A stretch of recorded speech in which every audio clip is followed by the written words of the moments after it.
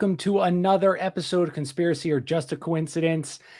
I am Jack Allen. First, go follow me at Kojak Podcast and Twitter, Instagram, all those good things. Sorry, I'm texting my wife at Kojak Podcast. You want to support the show, Patreon, all the normal stuff at Kojak Podcast and Patreon's Conspiracy or Just a Coincidence.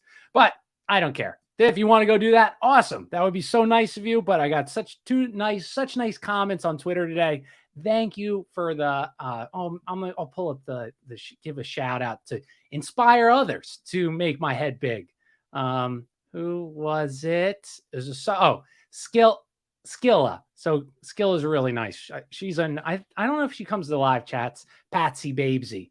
If you guys want to go follow Skilla, but if you could leave a review, that means just as much. David, what's good, my man? Thanks for coming. So I hope this show's gonna hold on. We're gonna see how long we can do it. My dog, I'm got him on split screen here, watching him on my Ring camera. He's sleeping in the chair. So hopefully he keeps it that way. And I don't know. I'm going nowhere. I should just start. But did you guys see Kevin McCarthy? 6 rounds and he didn't get voted in. Find it hilarious. Oh my, could you imagine being like 6 times you're doing something, you're like, this is the one. I'm going to get my dream, my career goal. And for the first time you fail. Okay, 1's not bad. 2's going to work. 2's going to be it. And it goes to 6 and then you just got to stop for the night. Oh, thanks, David. I appreciate it. Dude, I am just so fascinated with like this time period. And I get like this, I think I was on a kick for the 1800s for a while. And now I'm on, trying to find like a good spot for my phone to watch my dog here, and it's just not working out. All right, that works. But yeah, so I was on a kick for a while, like the 1800s, the like cowboys, that kind of era, the Wild Wild West and Tartaria, and now I'm in the 15th, 16th century because it's just crazy, dude. Like, also there's so much information, and I kind of talked about this last night, like Columbus not being the first one. There's just ample, like tons and tons and tons of stuff that prove Columbus was not the first man. And there's lots of information like that. Like what we accepted as their knowledge, or what maybe school taught us, or whatever however you want to say that, it's so far removed. I mean, these people were the brilliant, dude. They were so smart. And so brave, like all these guys. And that's the next episode will be the final part of this series, more about like Sinclair and his family. But there's just they traveled all over the world, and none of history talks about it. Like we just ignore it. I mean, there's so much evidence, whether maps or drawings or diaries, that stuff. And that's what I think is the craziest part. It's like diaries and firsthand account information is very rarely accepted as truth. If it doesn't fit Columbus 1492, it'll call it a copy, a forgery, a lie, whatever phrase they want to use.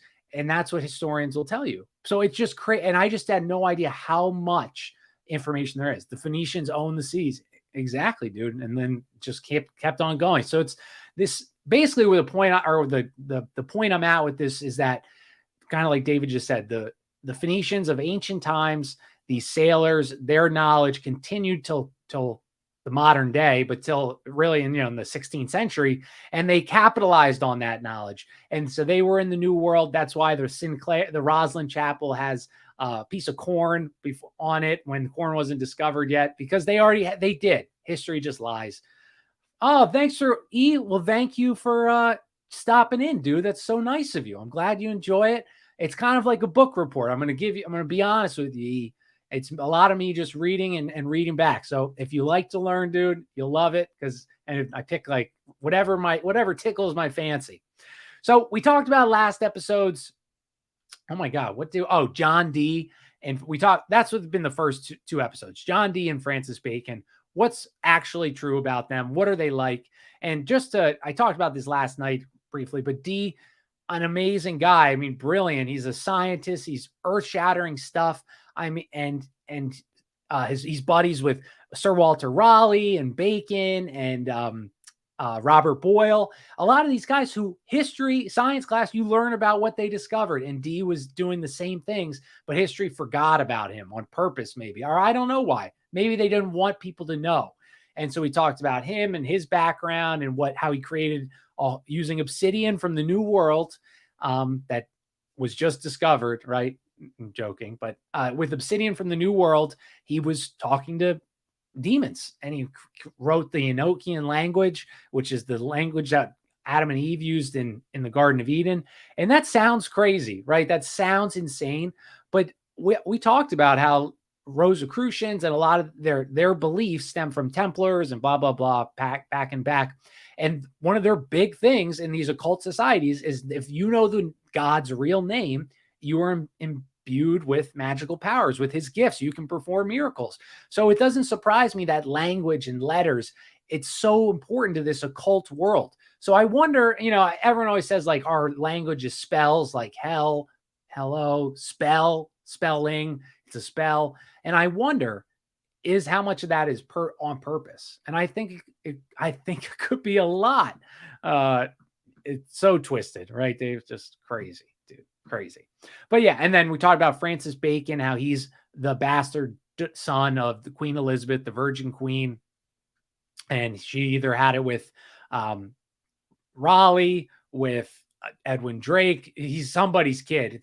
He's not a Bacon. He's royalty. And that's why he alluded to he wrote in all this code. Ooh, that's a good question, Dave. The Emerald Tablet of Thoth Authentic. I haven't read them. Have you read them? I think, see, a lot of people that do the Emerald Tablet of Thoth are like in an area that's like more aliens, I feel like. And I don't go that route too much, but it is interesting. I got to read them though, just to see what's in it. But Bacon, we talked about, he wrote in code, and what other big thing? He was a homosexual, which was very popular in the 16th century. Shockingly, it was illegal, but all the people in the royal courts were doing it. And then the last thing about Bacon, until we get to the new stuff, this kind of ties in. So I talked about Oak Island last night, the show with Odd Man and NY.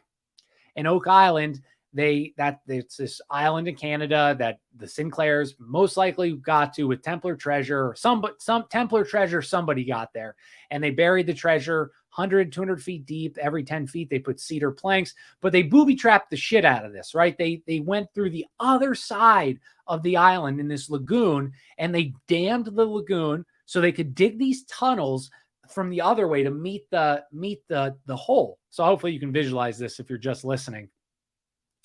Then once they got these huge shafts dug into, again, no power tools, just a shovel, they then undam the lagoon, let the water flow. And so this water will flood you out should you hit one of the booby traps on Oak Island. The point of this story is Francis Bacon was very good at damming things. It's fun, like damming rivers. He had a vault of all his manuscripts, and God only knows what's in these manuscripts, guys. It's Templar stuff. I mean, like literally the grail of things. And so he dammed a river, put his huge vault, like imagine the size of a vault of what's up, Greg? What's going on, dude? Of your background, of you, like this, a vault your size. He dammed the river, put it in the vault, removed the rocks, let the river, and then did it again to get it because he didn't like where it was, and he moved it. I mean, just so the point I'm making is a lot of it would make sense that Francis Bacon was somehow involved in Oak Island, and because that's a huge project that, there's no architects, there's no engineers, there's no hydraulic people in the 16th century. So how did they know how to do this? Do you think if you got that wrong, you're flooded out, right? So clearly you had somebody that was powerful or very smart. Okay. All right. Let's get to the new episode. And this is my friend Greg right here. Greg, thanks for stopping in, dude. We're about to learn about occultic England, Greg. So you'll see what your take are if you stay for a little bit.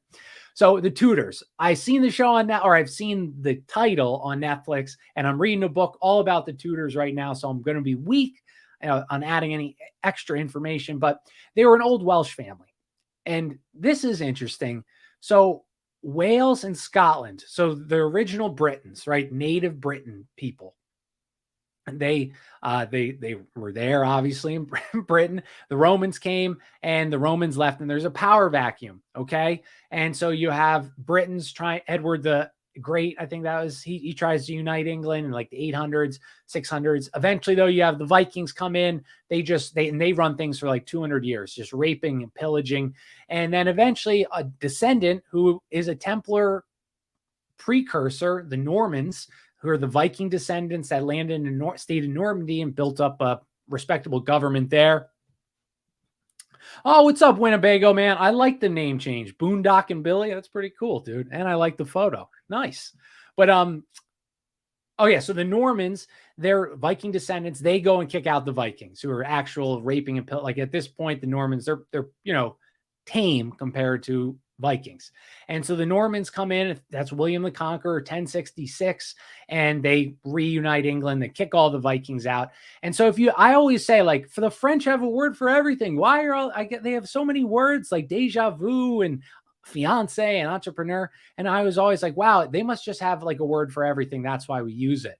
And no, that's not why there's so many French words in the English language. It's because the Norman kings, William the Conqueror, the Plantagenets, Richard the Lionheart, they spoke French. They didn't even speak English. And so they thought the Britons were, like backwater people. So they pushed all the Britons into Wales and into Scotland. And so why this is important?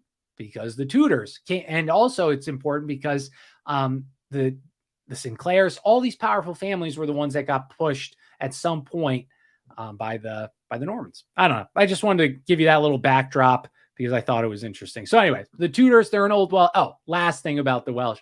And they would ban Welsh writing. They tried to, that's why King Arthur, I'm pretty sure he was an actual person. He was there during that power vacuum. The reason why it's a myth is because he was a Welsh guy, and they wouldn't let Welsh children learn the language. They couldn't speak Welsh. They erased their history. So Arthur became an English king, but he's not an English king. He's a Welsh king that England stole kind of from him and made him their family lines, like we're going to see. So, okay. All right. I'm sorry. That was like so long of a history lesson. And I find it so fascinating, but I know many people probably don't. So, okay. I thank you for hearing me. So the Tudors, they're cousins with the Plantagenets, the Normans that conquered, and like Richard the Lionheart. And that was also, England wasn't just England for a long time. It was part of France as well. And they were circling for power for many years, but the Plantagenet family held on. And now a lot of these royal families, they are all cousins, but they're all very closely linked. But so yeah, they circle power like sharks circling seeing blood in the water. So Owen Tudor, he marries a widow of Henry V, but that story is much older than Queen Elizabeth. She would mark the end of the Tudor line. So her father is Henry VIII, whose father was Henry VII, and he was the founder of the Tudor dynasty. And Henry VII, he is son of Edmund Tudor, who died 3 months before his son was born. But he was raised by a noble family, and he came after. So the last Plantagenet, his cousin, Richard III, he's a horrible king. He's taken land from people are dying, nobles. He's taken their land, giving it to his friends. I mean, he's just a scumbag beyond belief. And so a battle brews between the Tudor and King Richard. And King Richard, he has a much larger army. No one fights for him. They despise the guy. He gets starved to death in jail in the Tower of London. But yeah, so that's how the Tudors. So eventually, though, he gets the throne, and Henry VIII takes the throne. And so when he has a son, Arthur, he dies. He has another son, Henry. So Henry becomes the heir. And yeah. So this, and Henry married his widow. So this would have kept England Catholic, but Catherine only bore him a daughter, and Mary, no son heir, but the survival of the Tudor dynasty is like at stake. So Henry hits up the Pope. So this is our classic story, right? So Henry's he only has a daughter, Mary, and he says, Pope, I need to get out of this goddamn marriage. Nobody's giving me a son, and he wants that classic annulment piece. And it also didn't hurt that Anne Boleyn, that was the sister of Catherine, his current wife, that only gave him a daughter, was a smoke show, according to Henry. What a smoke show looks like in the 1500s.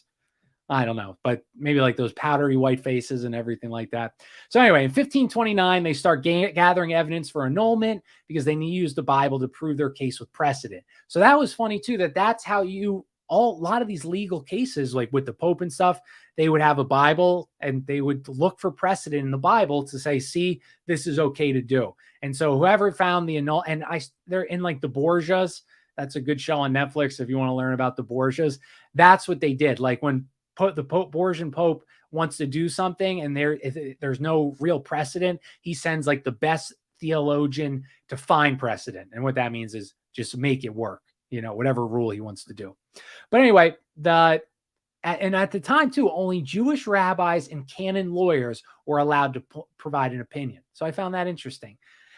So the Pope denies Henry VIII the divorce and the divorce. The Borgias was a good show, right, North? I don't think I finished it, but I also watched some of the Medicis because I can't, I'd love to read more about them, but it's just easier sometimes to watch the darn show, even if it's not as knowledge based.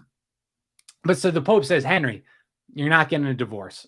And he says, just like it reminded me of the meme, like when we get kicked out of banks or Twitter, they say, build your own bank or build your own social media site, build your own processors, build your own. I think that's a Stone Toss comic.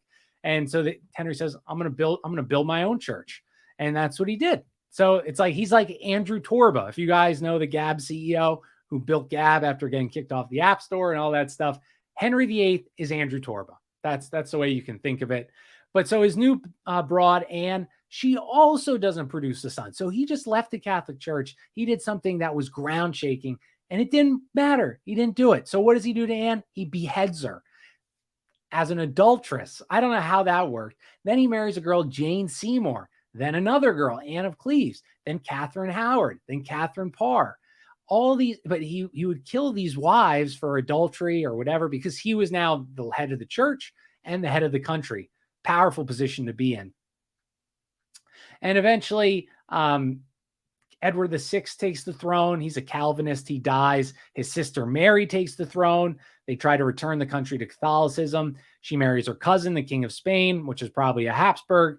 Then Mary dies. And now we got this. Elizabeth, our Virgin Queen, takes power. So that's how I just did all this.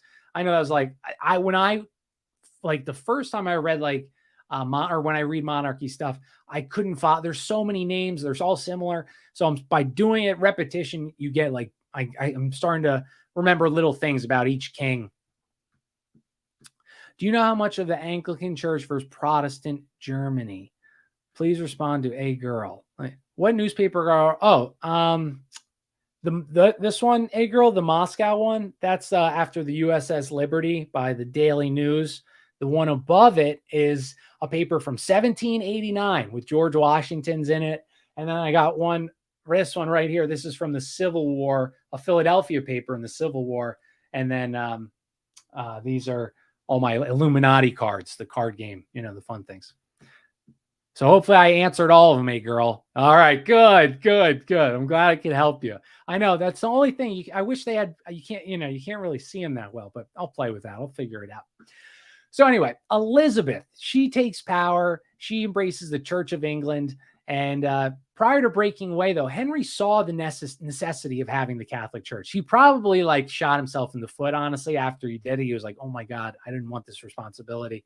And he was not a fan of the Reformation. He despised Martin Luther, so he did not like Protestantism. He was one of England's worst kings. He would send friend or foe to the gallows, purging anyone who did anything he didn't like. And that's what, North, that's so interesting. You got baptized in the Anglican Church.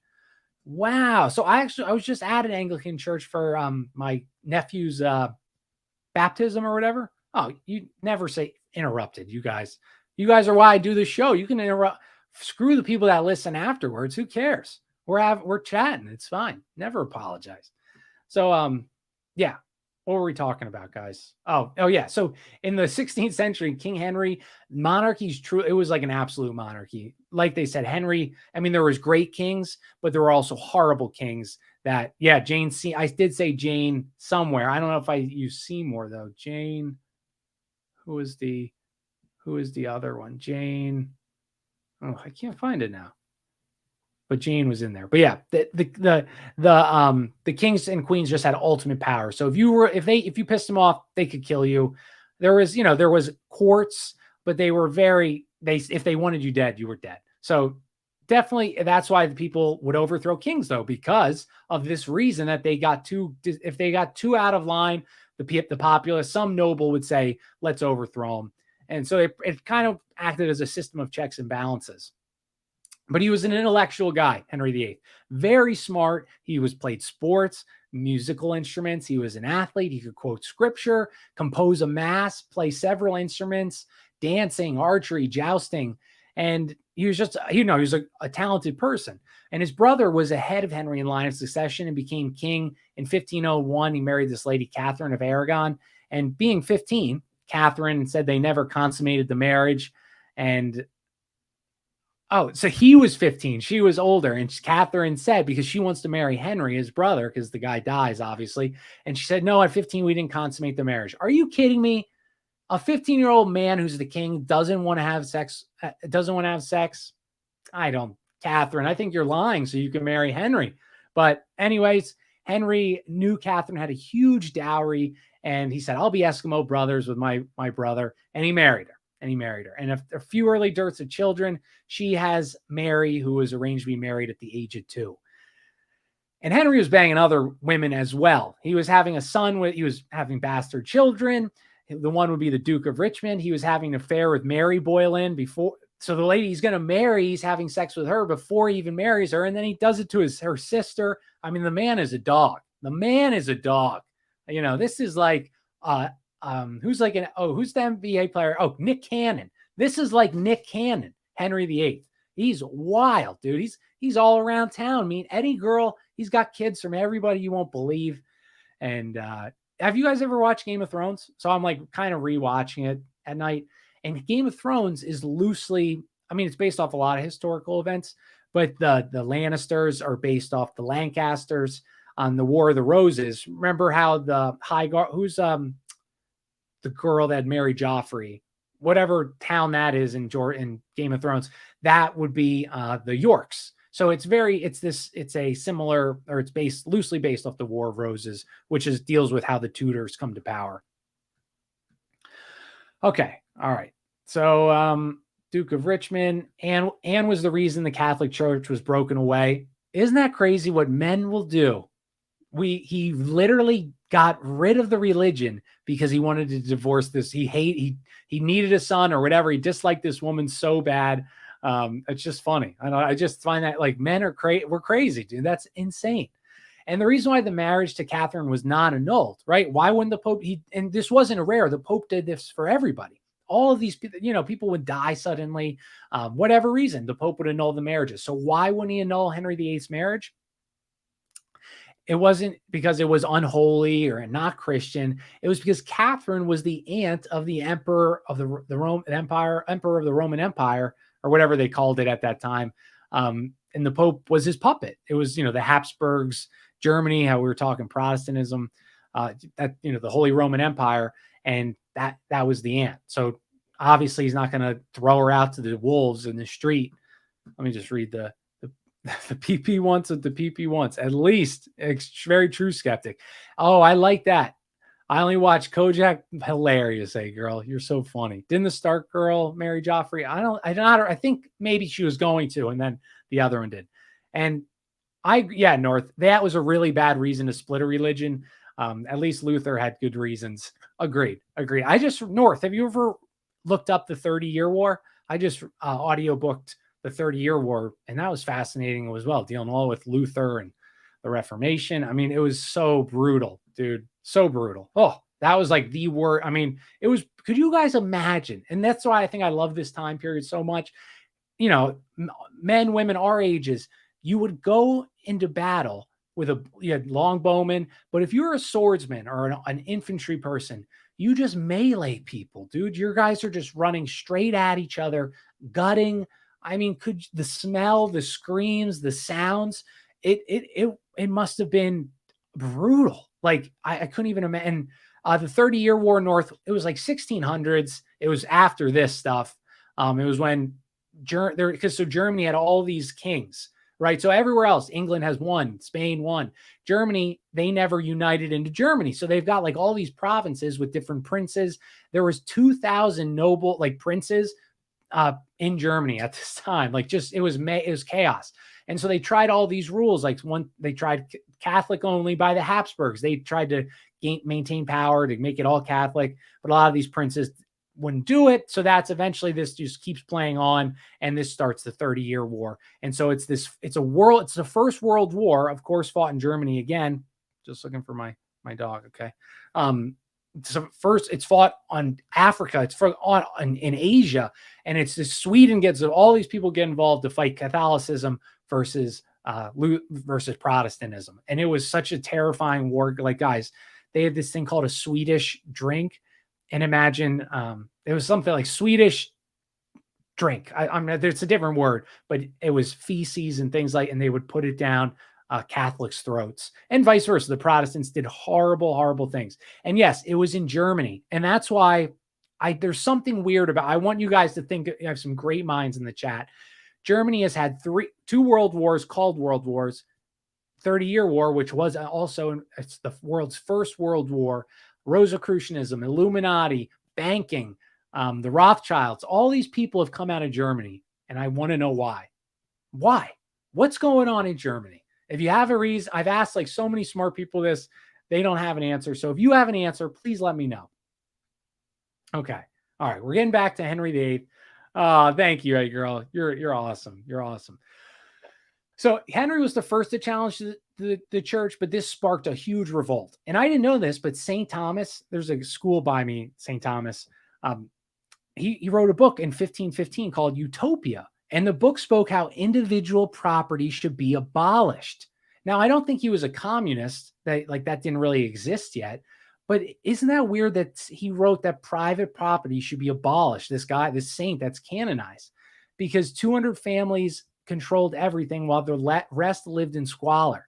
And so I found that like an odd reason. How would that help the other people? Because now we're going to share everything. They're still going to, I don't feel like he didn't think that out. But instead of taking a tolerant approach, the Inquisition was reignited. They banned books like the Talmud, which I agree with, and other famous authors. Anything pertaining to astrology, magic, and the Jesuits got to work. And we talked about John Dee last episode, and this is why he often had to run away from countries, because he was doing magic, even though the king said that it was fine. But the Catholic Church has spies and things like that. Maybe somebody wants to get his spot next to the king. And so that's why he kept having to run away, because if he pissed off the wrong royal person. And also just another thing weird, like the Jesuits, again, how people say they're the most evil organization. Well, this was here where they were trying to stop the corruption, the super powerful, and the people practicing magic. So, I don't know where I stand. I just present Skeptic, I totally agree. I worded that wrong. Skeptic says, I want to say World War I wasn't started by Germany. Agreed. Yeah, it was started by the British for 15 years before that. But it was fought. Yeah, they were planning it's just weird. Something weird is going. Wouldn't you guys agree? Like, why does this keep happening there? Why is all this stuff come out of there? What's this? Is it very magical? There's an odd man, and I've talked about this before. He's giving me skull and bones, on and on and on and on. Like, we could keep going. Okay. All right. I'm sorry, guys. I'm going all over the place here.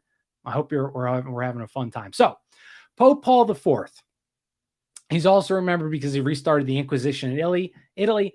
There was a family, maybe you heard of them, the Medicis, and they were Gnostics. They were magicians. They sponsored secret societies, and because of them, many former Templars, other secret societies, moved into their cities of Florence because of the protection they provided, because they were bankers, and so they practiced magic. So I'm sure I already put this in my notes here. Let me just finish the Medici part. 2,000 people were killed in one city alone by this second Inquisition. Catholic buildings were attacked. Catholic buildings were attached. Buildings, records, and burned.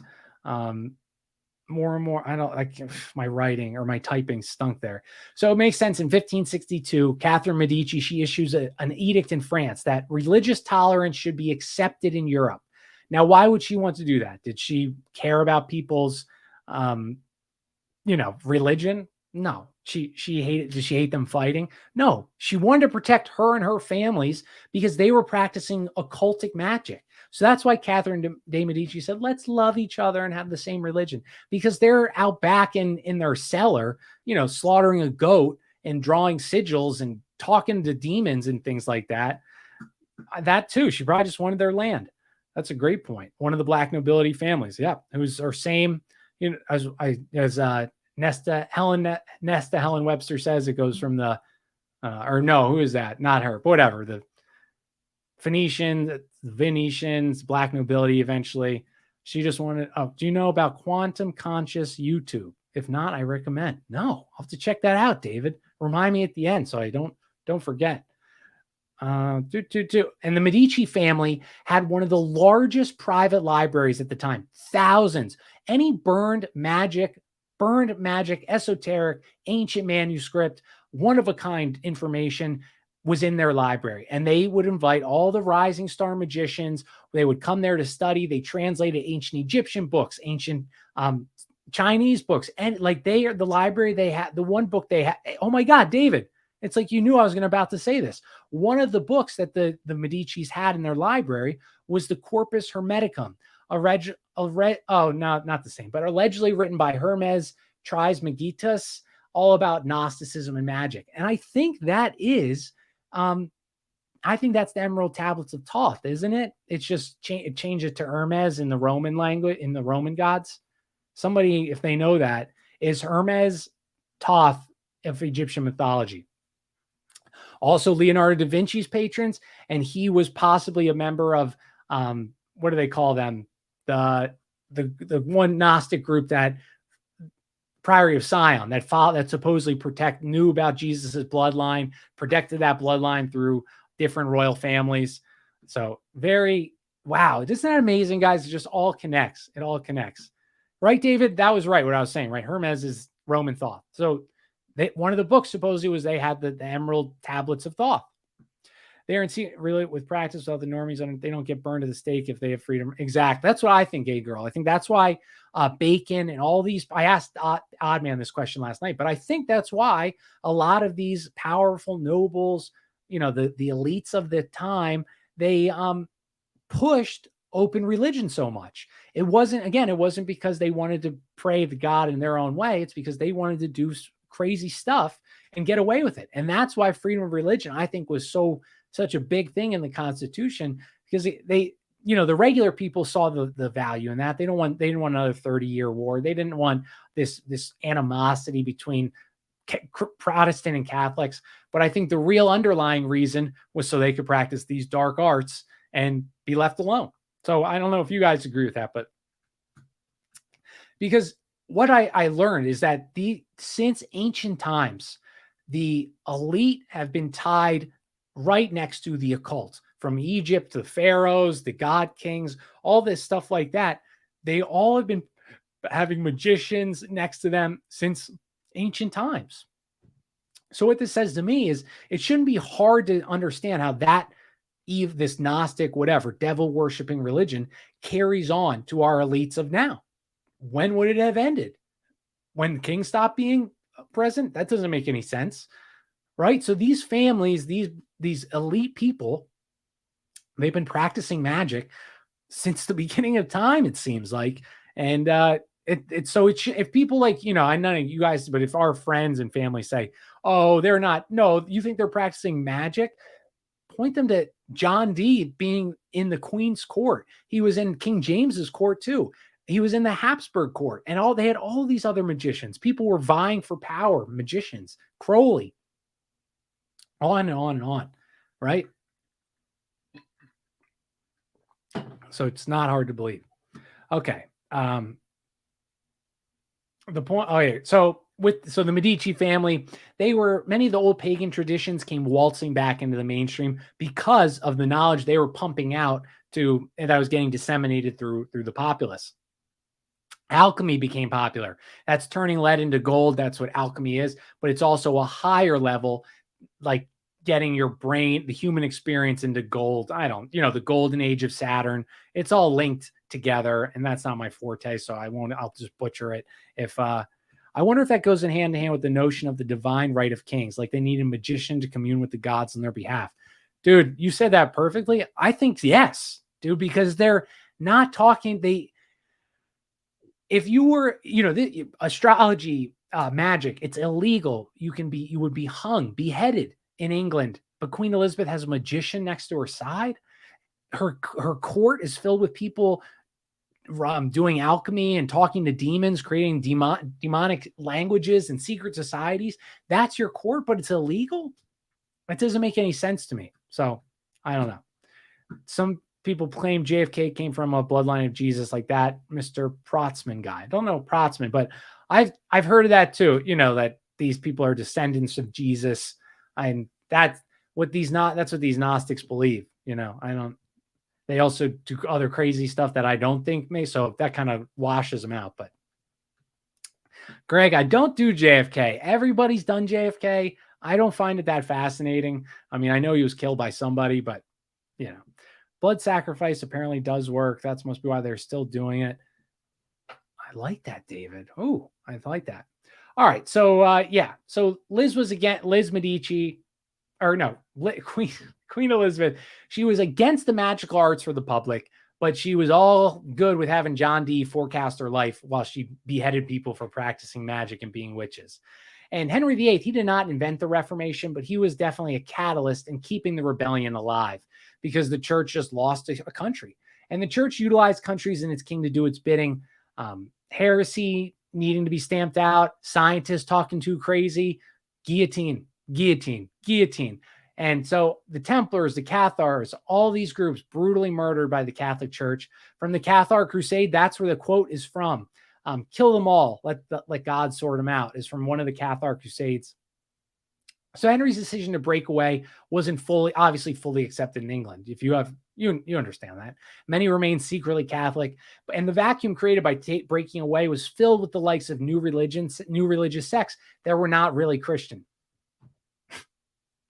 John Dee and other secret societies obsessed with the occult sprang up out of nowhere, almost like guys, it was planned. Almost like when you remove the religion from the populace, new religions can come to take its place.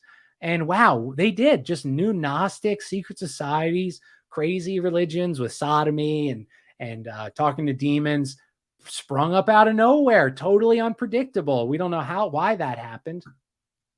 It's just how much is planned, I mean, conspiracy or just a coincidence, and they used the Reformation as cover to do their weirdo stuff in secret. Oh, we can't be in the public because of the Reformation. Let's go bang each other downstairs. Otherwise, we do it in this park. As secret societies and occults sprang up, the inverse happened. Books were being published talking about how witches and wizards were real, how these occultists were speaking with demons, how they're doing these evil things. And this was a major hit for people like John Dee, who now had a large population disgusted, as they should be, by their practices. Now, some sources say several million witches were burned in Europe during these years. More likely, probably like 30 to 50,000 people were burned. But that's crazy, right? Like school and history tell the Salem, what is this, a witch hunt? They mock the witch trials. They mock these court cases, but brilliant men sat on these court cases. Cotton Mathis, he sat on the court of a lot of the American witch trials. He was a guy that first talked about germs and, how there's something you can't see, they blah, blah, blah, blah, blah. So if this brilliant scientific man, you think he's being fooled by these, it's because these people are actually doing magic. They're killing chickens' heads. They're painting sigils. They're doing magic. It's not just some she's talking to herself like they try to tell you in school, so she must be a magician or a witch. I'm sure there were some of those, but no, a lot of these, it was spraying like wildfire. They were practicing magic, but people don't, history is written by our occultic Rockefeller family. So they say, no, they mock it. And it's like, oh, our stupid ancestors, they couldn't even figure this out, when really the inverse is probably we're dumb as a rock compared to them. All right. King Arthur. Let's get into King Arthur. Okay. So John Dee was instrumental in getting Britain to the New World. We talked about that, but he convinced Liz, I call her Liz, Queen Elizabeth, that Arthur had made it to the Americas and he died there, and meaning that Britain was there first. And if you don't remember, like Catherine Medici and her huge occultic library, John Dee had it just as large, if not bigger, library. The largest private collection in Britain, nonetheless. 4,000 books, manuscripts, ancient books, occultic books. His library, guys, could you imagine what it would look like to see that?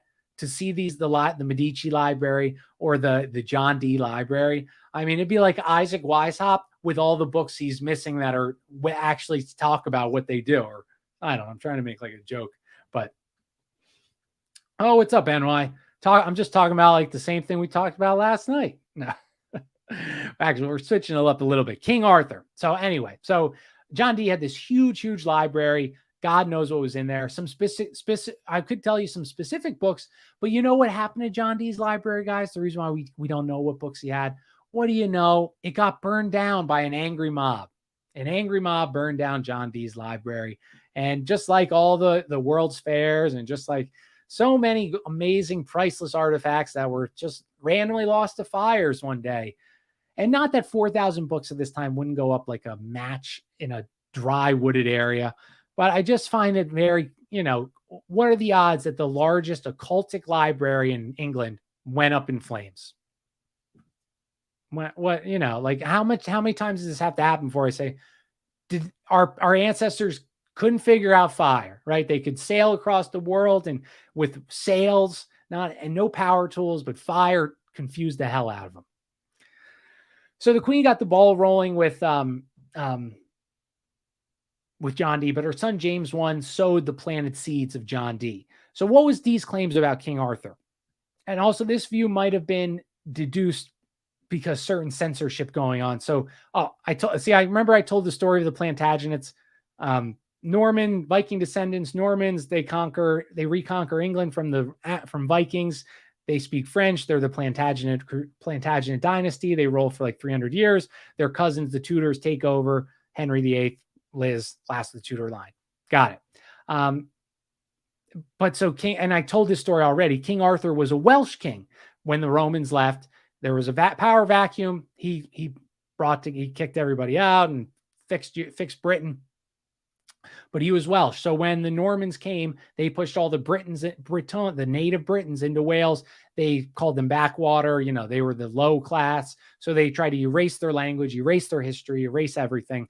And so pretty soon King Arthur becomes British, not Welsh. And also the Plantagenets, the Saxons, the Germanic tribes, they have no use for a folk hero that is fighting the invaders, them. So his story was edited, deleted, purged, relegated to a medieval legend. But King Arthur was absolutely a real guy. The Kingdom of the Library of Alexandria, same. Skeptic, same. Could we, I could live, I would just sleep in the books. I'd make a bed and just read.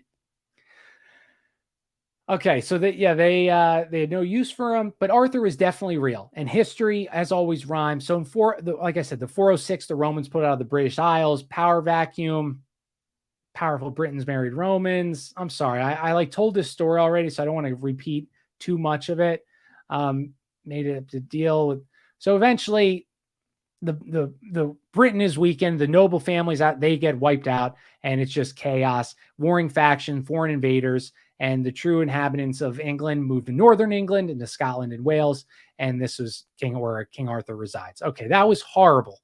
We're going to get more. That was just the backstory. We're going to get into Arthur and John Dee here. But that just so you understood the background. So, and the stifling was so great with Wales, they banned the writing of Welsh. Henry IV prohibited writing instruments being sent into Wales. Printing presses weren't even allowed until the mid-17th century. So the onslaught continued. Welsh culture banned, language banned, even in the 19th century. 19th century, speaking one word of Welsh, caning.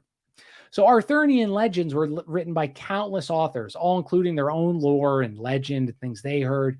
So, but weirdly, some of these books talk about how, and there's multiple ones, talk about how Arthur sailed west and was never seen again. So could a sea captain cross the Atlantic at this time? The Celts and Norse, they already had the ability. Denmark had a boat that supposedly crossed in the 4th century. Deep sea fishing had been practiced for hundreds of years.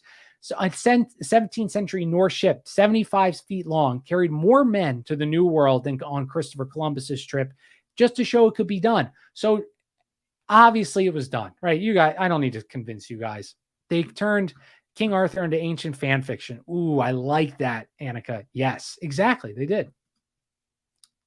And so 1604, Pierre de Goua, he took 79 settlers to St. Croix Island to marking the border between Canada and the United States. His second in command was Samuel de Champlain, who you probably know. And now remember, but we don't remember him. We remember Champlain, who was the second in command.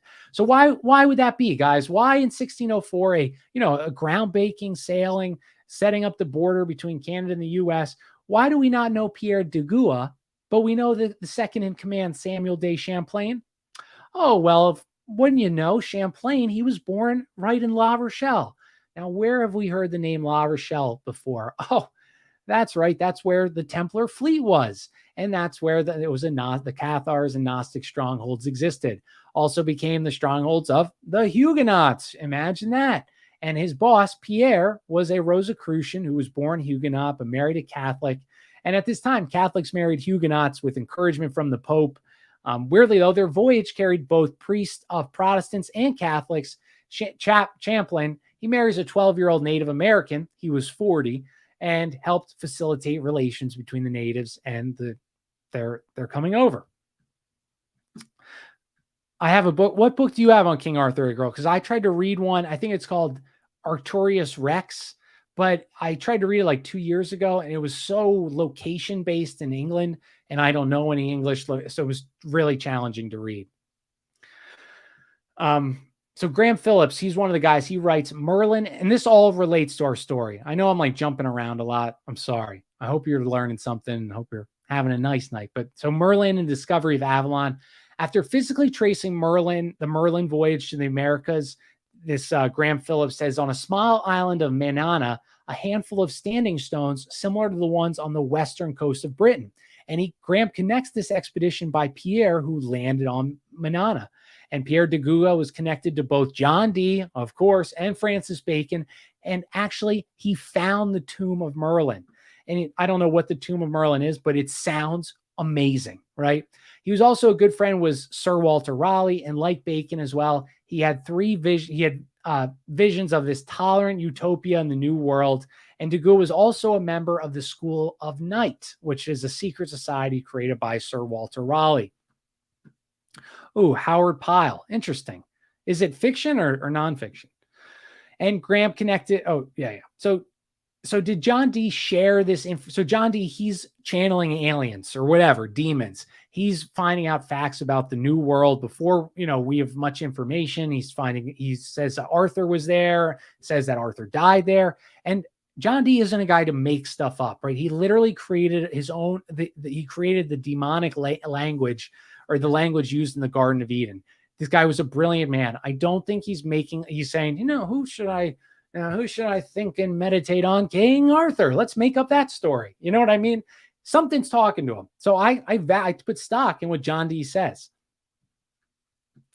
And so John Dee, he shares this information with Bacon and others to find the final resting place of King Arthur. And it would make sense that he also knew about King Arthur because, oh yeah, John Dee had the largest private library in Britain. Did he have some ancient Welsh manuscripts that solidified his belief in Arthur? Probably. The books that were one of a kind that were being burned. Who could hold on to a book that's banned? Someone in the Queen's court. He was a scientist first and foremost, but he literally channeled demons. He wrote the demonic language. Oh my God. My note self is just like my speaking self. That's hilarious. I wrote, did you think he just randomly believed in Arthur without any evidence? Look, I just said that. That's funny. Check out Michael Tazarian and the macrobes theory. Ooh, I will, dude. That sounds interesting. And these evidence of Bacon or of Arthur must have inspired Bacon so much that it influenced his book, New Atlantis. And in 1607, he formed the Newfoundland Company. And it had 48 members, some nobles, and they decided on a peninsula that they were going to call the province of Avalon. And the province of Avalon is what Arthur used to call his perfect place, Avalon. to create this perfect utopian colony on Avalon. And the name still graces the map of Newfoundland. So you can see that's more next episode, but Newfoundland, we had early sailors fishing there, from early Viking sailors fishing there. The Sinclair family going to Newfoundland. That's where Oak Island is. You have Arthur that supposedly landed possibly in Newfoundland, hence Avalon. John Dee thought it was there at least. So just very interesting, right? And it's not only there though. There's other evidences showing even earlier travels than Arthur. Like the King Arthur trek is like very believable after hearing a few of these stories. Like these are fascinating, guys. So if you like to hear how we know Columbus is a lie. In Mobile Bay, Alabama, there's a monument erected by the Daughters of the American Revolution. And it reads, in memory of Prince Madoc, a Welsh explorer who landed on the shores of Mobile Bay in 1170 and left behind their language with the Indians. And the story goes that Prince Madoc, in the year 322 years before Columbus, landed in America, but it was recorded by Welsh monks in Wales, but conveniently, their culture, their writing, everything was banned and erased. And the story was only found out because a Welsh bard who worked for Henry VII was studying his genealogy and found the documents. And it also had recorded in writing 1584 and another 16th century voyages, was that this book had many discoveries of Europe's explorers. There's just so many. And so this guy, he wrote this book in 1584 about all these explorers, and he was criticized because he wrote exactly what the sailors said. And because they were often too fantastical or maybe challenge the status quo, they wrote him off as a crazy person who made the book up. So this guy, he's in Henry VII's court. He compiles a list of all European explorers that are, that maybe got there before Columbus, and he's ridiculed by his colleagues or his group. And so I just found that funny again too, that even then, if you go against the status quo, if you go against what mainstream science is saying, you lose tenure now, then you become a loon. You become a crazy person. And the Madoc adventures, though, begin in 1170. His father dies. The sons fight over the throne. And so Madoc was a real person. He was a real prince in 1170. And so his brothers are fighting over. He says, I want no part of this. I'm going to go sail. And so he sailed west. And supposedly on his trip, his ship broke down in Bardsey Island, which is an island totally by chance, I'm sure, in Arthurian lore. And when returning home to Wales, he told this story. An even larger group of followers went with him. And he makes a return voyage back across the Atlantic with both men and women. And some Madoc scholars say he even went to Mexico. Aztec Montezuma, the leader of the Aztecs, when meeting with the Spanish, they spoke about how white men had come before and they had brought education to his people, and those bearded white men left and promised to return. And this is the story, hence why Spain got there. Everyone, they said, oh, we knew you were coming. Well, this wasn't, I don't think it was because maybe it was from the demons, but I think it was probably because Prince Madoc made it over there in Aztec Mexico to because he wasn't a conqueror, he was an explorer, a real explorer. Hey girl, that I don't read that. You read just as much, I'm sure. Thank you, Skell. I worked hard on it. My wife helped me do these lights back here. He says your setup's looking pretty sweet. The Huguenots first landed on Jekyll Island, Georgia, before they settled St. Augustine, Florida. On Jekyll Island, they encountered giants, people who cannibalized their own babies. So they got out of the middle of the night. One, that's a hilarious story. But two, I believe it. I see no reason why not to believe it.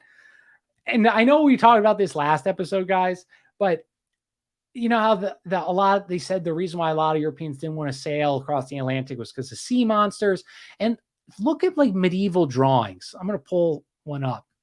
Oh, I don't know. Like medieval drawings, like there's weird beings they draw, like these things that like have their faces on their chest, like no head, it's just a body.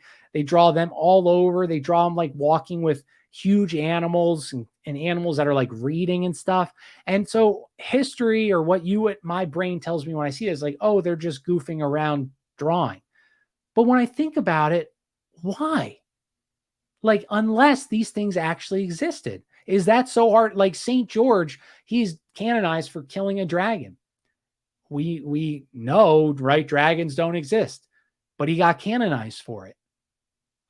So why do you get canonized if he didn't, if for slaying a mythical creature that didn't exist?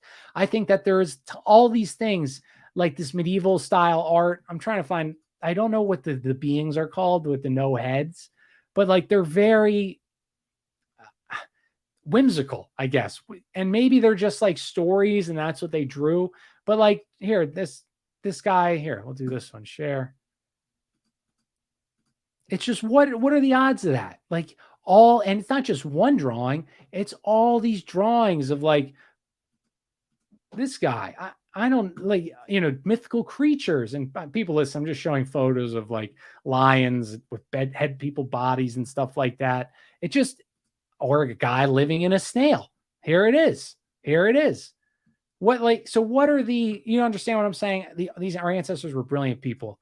I don't think that these are just joking around. Like, I can't wait to get our descendants thinking that we thought people that lived in snail shells were here. You have a pet dragon, NY? Damn, you got to let me pet it. I'll let him meet Charlie. So Spain wouldn't fight. That's supposedly why the Aztecs didn't fight Spain, was because Prince Madoc got there before. And John Dee would include Prince Madoc, the tale, on his map. And he believed he inhabited Florida. He led Elizabeth to believe that because of King Arthur's Avalon and Madoc's colonization, England had a significant role to play in the New World. And this story was fascinating. On the same map, dude, can we pull up a John Dee map? Let me just look real quick. John Dee map. Oh my God, guys, is that this map? Holy crap, guys. I think this is John Dee's map. Oh no, that's Mercator's map. That one that has I don't know which one's John Dee's map. John Dee map. Oh, here's his map. Oh my God, it's the one. Look at this, guys. Sorry, I'm so slow. I'm like a boomer here. This is John Dee's map, the one with with Antarctica and like the wow. I mean, look at this stuff, dude. But here's his map. What's this of? This is of no idea. Probably lands that actually exist that we don't know exist today because they lied to us. North American map. Wow. All right. I know I'm sorry. I'm like we're all over the place, guys. All over, and I apologize. I wasn't organized here. Okay, so he would include that on his map. There was this guy, Sir Ingram. Okay, this is a crazy story. He walks 2,000 miles back in like the 16th century in America. He across the North American continent. He writes down all of what he sees. He talks about pillars of pure gold, a tribe whose language contained Welsh words. And there was a document found in 1584 that talked about evidence that Madoc had made 3 trips with livestock, women, and children.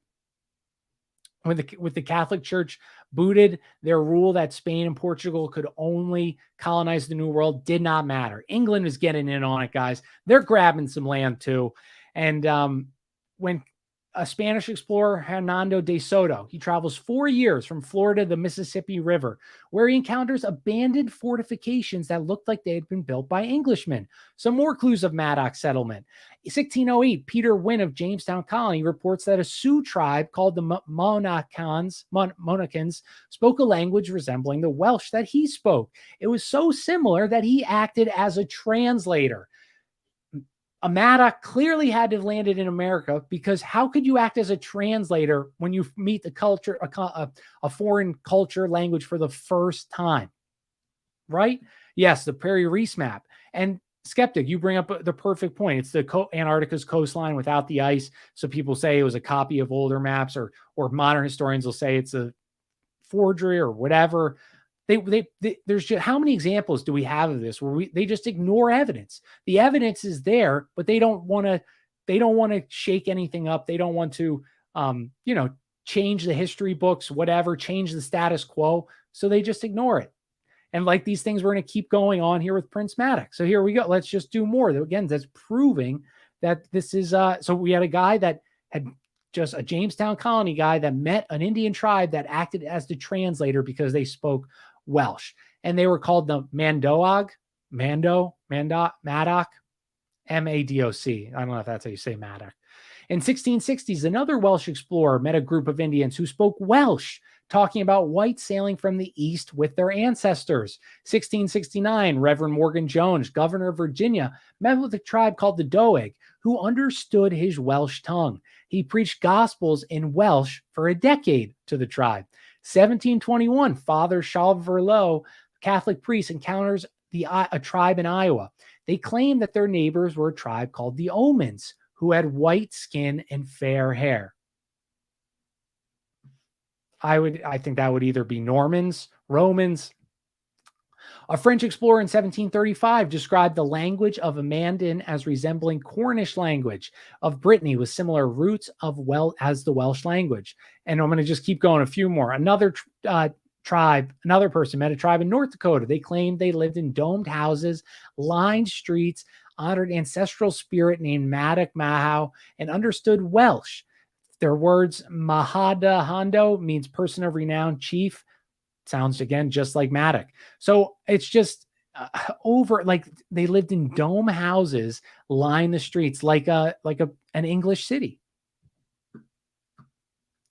A Revolutionary War captain, Isaac Stewart, traveled up the Mississippi River. He was captured and ransomed from the Mandan.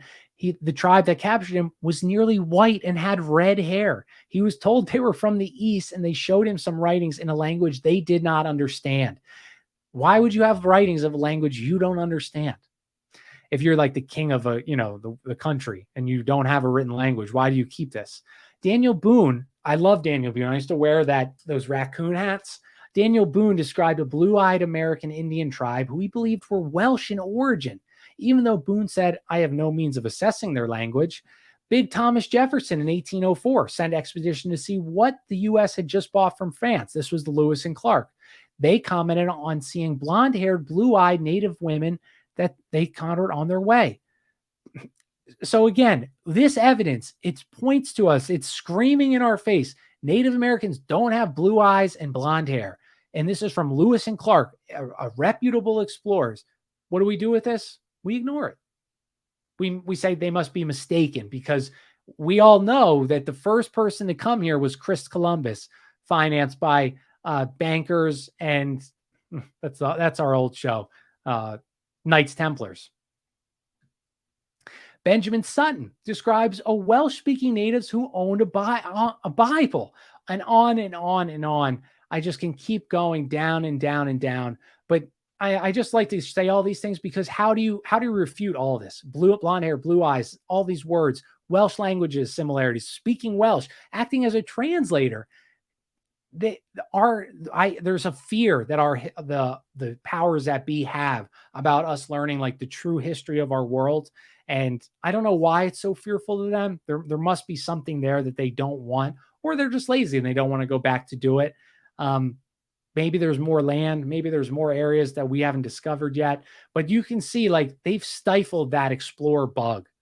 Think of the people where can you even be an explorer anymore? Alaska. That's about maybe Canada. More reason they wanted to exterminate the people that already inhabited these lands. David, I like that. I love that, David. That is an amazing, amazing point. Maybe that was one of the reasons why they wiped out all these Native American tribes, because they had information they didn't want out. I like it. Geologically, the Appalachians and the Scottish Highlands are the same mountain range. Who's to say there wasn't a migration from Europe as well across the land bridge? Skeptic. Brilliant, dude. Yes. Here, well, I got a few more of these. So many theories where Madoc landed. South Dakota, Nova Scotia, Mexico. But the most favorite is the Gulf of Mexico in Mobile, Alabama. He may have sailed to Mississippi, but there is a ruined fort in Alabama dating to the 12th century. Oh, that's 1100s. A fort? The Native Americans didn't build forts. So who built a 12th century fort? There's another fort, and any Tennessee people, there's another fort in Tennessee built long before Columbus. And when excavating the walls, they found to be 1,000 feet long with a moat and a gate. Archaeologists predate Madoc and the Vikings, but it was built in a similar fashion as the forts in Wales. A third structure also exists in Tennessee. So what's the big deal with these forts? The Cherokee had never built anything remotely like these 3 forts. But these 3 forts, you know what they do look like? They resemble the forts in Wales from Prince Madoc's time. And these aren't the only ones. There's another fort in Georgia, shorter distance from the one in Tennessee. There's many forts that are protected by the state parks and is unlike anything ever constructed by the natives. A Cherokee man claimed that Mooneye people lived there who had blonde hair and fair skin, claimed they could see better in the night. I found out. And all forts are more similar to British forts rather than resembling any structures at all built by the natives. So again, more evidence. Madoc might have also been in Kentucky. Ooh, listen to this. In 1789, Skeptic, you'll like this, the Gentleman's Magazine, you should get that magazine if it's still around, 1789, wrote that his grave, Madoc's grave, was located there with his inscription. It's not there anymore. So a magazine in 1789 was talking about Prince Madoc. They made a redo of all of our history recently. And maybe it was like that, you know, the Tartaria time zone or whatever, you know, the 1800s, 19th century. But some like that was in a published magazine that is openly saying Columbus wasn't the first one here. It was probably well known. The elongated skulls, I like, yeah, David, again, so that goes to the whimsical creatures and things like that. There are runic carvings found on your mountain in Oklahoma. Wow. Tobacco and cocaine and Egyptian monies, bocher, which are New World plants. Another great example. And all these Indians, I keep seeing blue-eyed, blonde-haired Europeans. In the Kentucky area, the Native American tribe said that a white Indian tribe had been defeated by a red tribe.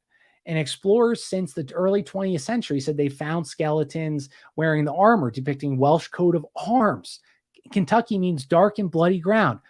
I'm sure so they found Welsh coat of arms from earlier times in the New World.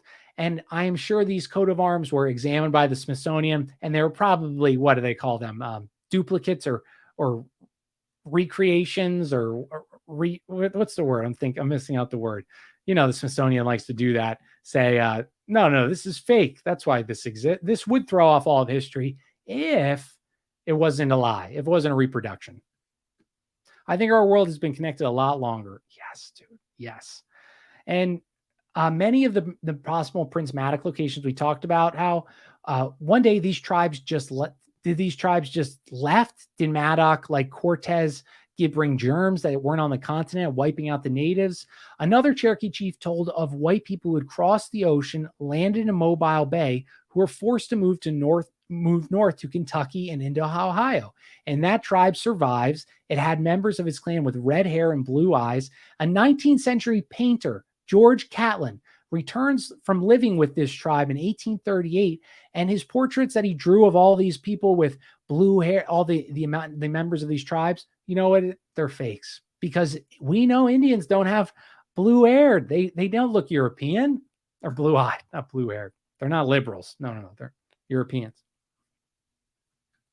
And George Catlin, this great painter who lived there, all this work, he had to try to defend himself. He said this tribe says they descend from Europeans. Their canoes resemble Welsh hide boats as opposed to hollowed out logs that Native Americans used for their canoes. They would stretch the hide around the wooden frame exactly like the Welsh did. And that's not what the natives did. The Manin people even had their own flood story. And that's not that rare in itself, but most Algonquin languages, what these tribes were, believe that the earth is on the back of a turtle. So why this random tribe has a flood story? They have blue hair. They have different boats. I mean, this seems pretty self-explanatory because they had interaction with the Europeans. Ooh, Skeptic, symbol of Wales is a red dragon. Dude, the Templars had dragons all over their symbolism. Damn, Skeptic. That deserves a show. Ooh, nice. They identify as Smurfs. How about the blonde and redheaded Chinese mummies? Another good point, guys. Damn, dude, you guys are killing it. This is why it's so fun to do it live. I get to see all this stuff. Let me just see. Oh, we're almost done. Perfect. And I could go on and on and on. about all these people. Last one, Newmonk. They have a story, this blonde-haired tribe, the Welsh boats, Newmonk, who commands his people to build an ark. In celebration of this event, they used to depict Newmonk as a white person and have a big party. Newmonk, Noah, and I could go on and on. Sir Walter Raleigh wrote he met a tribe whose language was clearly derived from Welsh. And so coincidentally, and basically the entire Mandan people, totally by accident, guys, or by chance, all these people that had Welsh, that interacted with Prince Madoc, that either had blonde, blue-eyed people or boats or language similarities and all these things to prove that we could say, oh, Christopher Columbus was not the first. Well, they all died out. They were wiped out in 1800s, some by smallpox, others by violence. And so we can't ask a single thing. We have to go by these diaries that history tells you, no, they're mistaken. That's a lie. The painter Catlin compiled a list of Welsh Mandan words to show similarities. And I won't put you through all of it, but listen to this. Gwen, which is Prince Guinevere in Arthur's story. Gwyn means white. When Drake navigated the straits at the tip of South America, they encountered birds that were called whiteheads. The natives called them penguins. Bum, bum, bum. Welsh word for boat was corwig. Mandig, the natives, corrig. Paddle was rhi in Welsh, spelled R-H-Y-F-W. In Mandan, it was ree, R-E-E. Color blue was glass in both the languages. Bread was bara in Welsh and bara in Mandan. Columbus. So what, again, you guys accept it. Prince Madoc definitely made it here, but his arriving here with King Arthur as well, there's lots of evidence of him. I didn't go too deep into King Arthur evidence. Allowed John Dee to inspire the Queen to get over to the New World. And she also had people whispering, Knights Templars whispering in her ear of Walter Raleigh and all these guys. And so Columbus sailed with the backing of the king and queen, right? So it's not, the reason why I think that these other people are poo-pooed is because if you're going to promote and publish and build your history off of this, would you do it off the guy that sailed for the most powerful country at the time, Spain? Or would you promote that if you were Spain, or would you promote some lowly guy that sailed over in a tin can 300 years prior? You're going to push Columbus because that national pride, blah, blah, blah, blah, blah, blah. It's hard to go against the richest person, country, expert, top scientist in the world when they control the power and they control the records. You can imagine how easily it would be to lose this information and never to be seen again. So next episode, I hope you guys like this one. I know it was a little dry. Next one, it's all Oak Island. It's all buried treasure, Oak Island, Henry Sinclair, Rosslyn Chapel, things that we've talked about, but we're going to deep dive into all of that. So I hope, I felt a little dry here, but you guys made it so much fun in the chat. So thank you. Thanks for getting through this. I hope you learned something about Prince Madoc. That was fun. I like talking about him. And that's it. So I think I'll be doing the show Friday or Saturday. We'll see how Charlie acts because Liv's working this weekend. So maybe we all should we should do like a big live thing and invite people. We should start a group chat on Twitter. But red-haired mummies in Mongolia. He who had golden rule. That's beautiful. The golden rule. He who has the gold makes the rules. I love it. Well, guys, that's it. Thanks for all your input in the chat. You guys help me learn just as much. I hope you guys learned something. We're going to be, like I said, Friday or Saturday, we'll do Rosslyn Chapel and all that stuff, guys. And much love. I'm Jack Allen. Follow me at Kojak Podcast. God bless. Much love. Quantum of Science. You rock, David. I'll check that out. NY. Much love, my man. Take care, everybody. Peace.